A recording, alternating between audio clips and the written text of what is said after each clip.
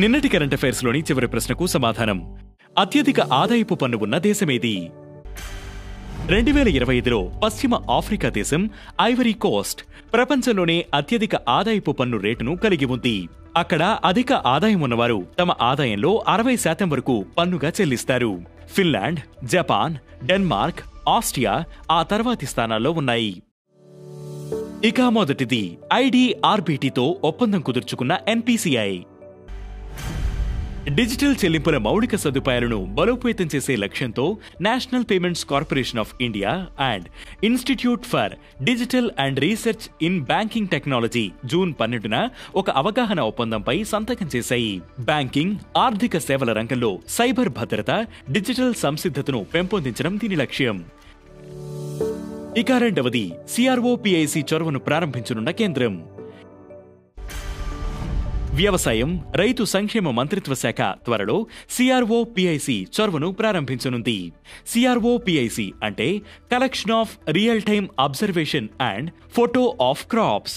పంటలను పర్యవేక్షించడానికి ఏఐని ఉపయోగించడం, పంట నష్టాలను అంచనా వేయడం దీని లక్ష్యం. ప్రధానమంత్రి ఫసల్ బీమా యోజన కింద దీనిని ప్రారంభించనున్నారు. ఇక మూడవది పబ్లిక్ హెల్త్ కేర్ లో బెంచ్ మార్క్ ను సెట్ చేసిన ఈఎస్ఐసి సనత్ నగర్.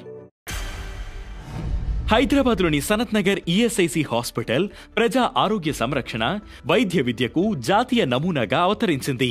గత 11 ఏళ్లలో 72 లక్షలకు పైగా లబ్ధిదారులకు అందుబాటు ధరల్లో అధునాతన వైద్య సేవలను అందిస్తూ భవిష్యత్తు వైద్యులను తీర్చిదిద్దుతూ ఎక్సలెన్స్ సెంటర్ గా అభివృద్ధి చెందింది. 2019 నుంచి ఉత్తమ పనితీరు కనబరిచిన ఈఎస్ఐసి ఆసుపత్రిగా నిలిచింది. ఇక నాలుగవది విజయవంతంగా ముగిసిన ఎక్సర్సైజ్ టైగర్ క్లా.